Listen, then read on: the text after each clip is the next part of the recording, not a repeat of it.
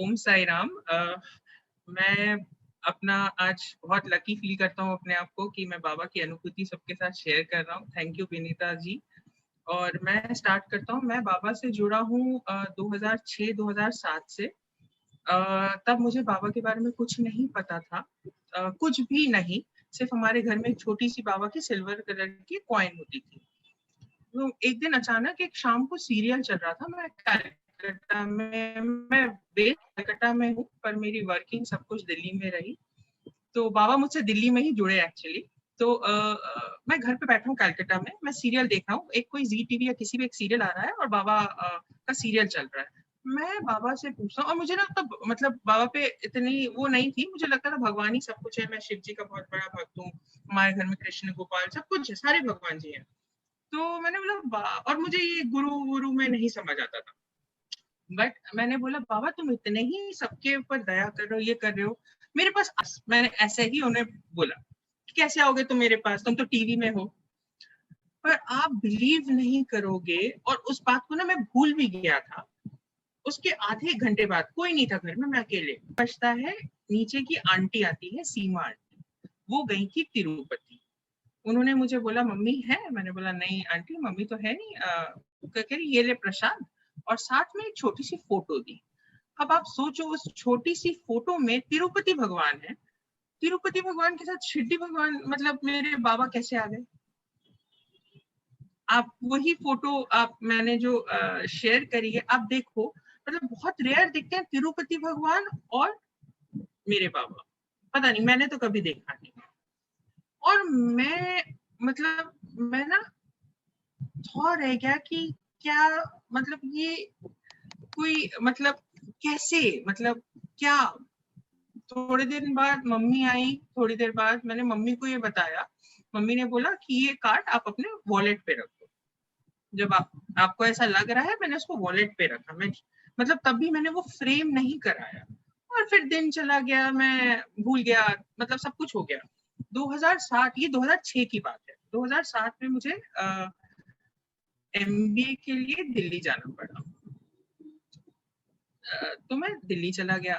तब भी बाबा से उतनी मतलब नहीं जुड़ा मैं। बाबा आए, बाबा ने दिखा दिया कि बाबा है, पर मैं भूल गया कि ठीक है, अच्छी बात है, हो सकता है कोइंसिडेंस हो, कुछ हो। और मैं सरिता विहार में रहता था। सरिता विहार साउथ दिल्ली, मैं वहाँ 10-12 साल रहा।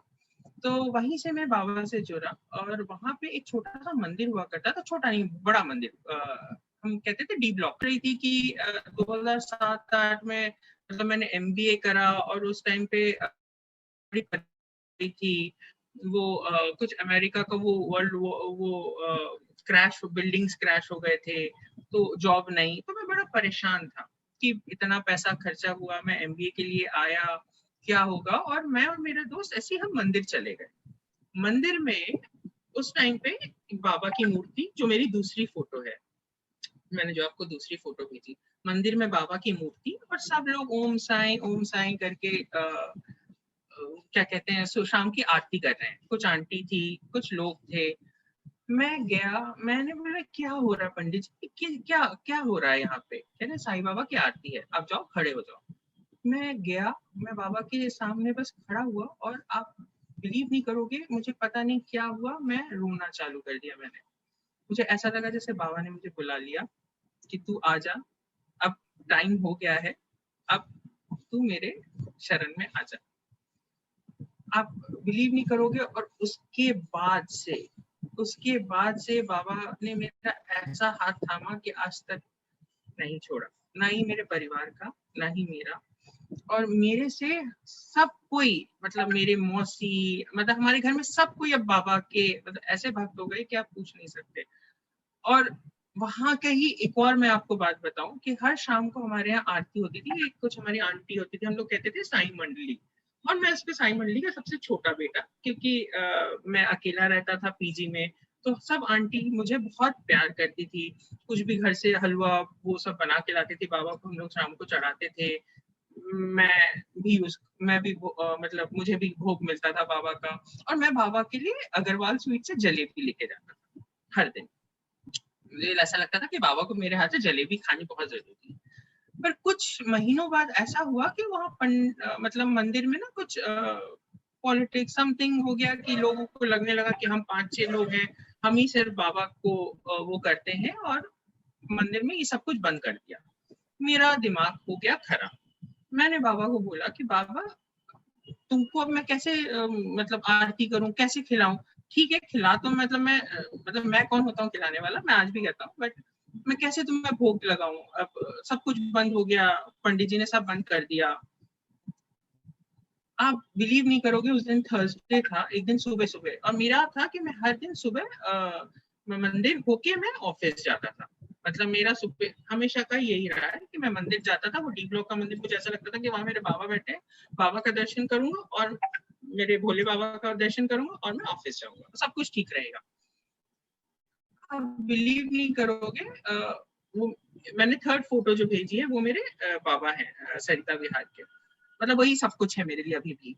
और मैं गया, उनके पास ना एक छोटी सी मूर्ति रखी है सफेद मार्बल की। मैंने आपको एक और फोटो भेजी जिसमें एक सफेद मूर्ति है, एक वुडन एक मट्टी की मूर्ति है, ब्राउन। तो मैंने पंडित जी को बोला, पंडित जी ये बाबा की छोटी सी मूर्ति कहाँ से आ गई? तो कह रहे किसी ने रख गए हैं, कोई अमेरिका जा रहा था और वो लेके नहीं गए, पता नहीं, वो कह रहे जगह नहीं हो रही है, एयरपोर्ट में घुसने नहीं देंगे, वो यहाँ पे रख के चले गए। तो मैंने बोला पंडित जी अब क्या करोगे आप इनका? तो कह रहे आपको ले जाना है? तो मैंने बोला पंडित जी मैं तो स्टूडेंट हूँ, मैं घर पे कैसे मतलब बाबा को ले जाऊं? कह रहे देख लो, हो सकता है बाबा आपके लिए ही बैठे हो वहां पे, आपके लिए ही आए। और मैंने वो बात रिलेट करी कि बाबा मैं आपको भोग कैसे चढ़ाऊं। और फिर पंडित जी से ही बोला कि पंडित जी बोले हो सकता है बाबा तुम्हारे लिए वे बैठे हो यहाँ, तुम ले जाओ और रोज उनको पानी और प्रसाद का भोग लगाना। मैंने बोला पंडित जी मैं तो स्टूडेंट हूँ, मैंने तो ये सब कुछ स्टार्ट कभी करा नहीं। कह रहे फिर बाबा को भोग प्रसाद चालू करा, पहले बिस्किट से चालू करा। तो मेरी जो काम वाली दीदी थी वो कह रहे क्या तुम बिस्किट चढ़ाते रहते हो, कुछ अच्छा खाना खिलाओ बाबा को। तो मैंने बोला हो सकता है बाबा ही चाहते हो। फिर मैंने बाबा को ड्राई फ्रूट्स का भोग लगाना चालू किया। तो मैं जब भी मतलब बाबा को देखता हूँ ना, बाबा को मतलब ऐसा है कि वो एक ऐसा रिलेशन है कि गुस्सा भी बाबा पे, बात भी बाबा पे, तो मेरे यहाँ खाना खाने के लिए आए हो ना। तो मैं ऐसा ही कहता हूँ। और मेरी मम्मी बहुत गुस्सा करती है, कहती बाबा खिला रहे तुम खिला रहे हो बाबा को। मैंने बोला वो जो भी हो माँ, वो मेरे और बाबा के बीच की बात है। और वही बाबा मतलब ने ऐसा कृपा करा मेरे पे, मैं क्या बताऊं आपको, मतलब हाथ नहीं छोड़ा बाबा ने। और मैंने बाबा को कबूल दिया था कि मैं वो सरिता विहार कभी नहीं छोड़ूंगा, मैं तुमसे कभी नहीं दूर होना चाहता। मतलब ऐसी ऐसी मेरी मैं क्या बताऊं आपको अनुभूति। उसी टाइम पे पीजी से मुझे एक जगह निकलना था, मुझे एक घर चाहिए था अपने लिए, और एक घर मैंने देख रखा था। और जिनका घर मैंने देख रखा था वो भी बाबा के बहुत बड़े भक्त थे, नरूला जी। पर वो घर खाली नहीं हो रहा था। मतलब थे ऊपर में टेनेंट्स थे, तो कैसे मुझे मिल सकता है? एक दिन फिर मैंने बाबा को बोला अब अगर तुम्हारे मैं अब यहाँ से फिर मेरे को जाना पड़ेगा, मेरे को डी ब्लॉक में तो घर मिल नहीं रहा मेरे बजट पे, मैं जाऊँ तुम्हें छोड़ के? तो उसी के दूसरे ही दिन, आप बिलीव नहीं करोगे, नरूला जी का फोन आया कुछ दिन बाद, और वो शिरडी में थे उस टाइम पे। वहां से कह रहे कि हम शिरडी से तुम्हें फोन कर रहे हैं, तुम्हें अगर वो घर चाहिए तो ले लो, वो खाली हो रहा है। मैं क्या बोलूं आपको, मैंने बोला कि बाबा मुझे जाने नहीं दोगे और मुझे जाना भी नहीं है। और मैं ऐसे ही रूठ जाता था कि बाबा अगर मुझे यहाँ से जाना हो ना तो मैं तुम्हें मंदिर कभी दर्शन करने नहीं आऊंगा, अब तुम देख लो क्या करना है तुम्हें। मतलब ऐसी ऐसी बातें हुई हैं। बट वही है कि बाबा जानते हैं कि किसके लिए क्या अच्छा है। पर मुझे फिर बाबा ने दमन भेज दिया वहां से। मैं बहुत गुस्सा हुआ बाबा पे कि तुमने मुझे इतना दूर भेज दिया दिल्ली से दमन। पर हो सकता है बाबा जानते हैं ना कि किसके लिए क्या अच्छा है क्या नहीं अच्छा है। दमन में भी 3 साल मेरा मन बस मेरे सरिता विहार आने को लगा पड़ा था कि मैं कैसे वापस आऊं, मैं कैसे बाबा को दर्शन दूं, कैसे दर्शन दूं। 3 साल वहां पे भी बहुत अनुभूतियां हैं। मतलब बस यही है।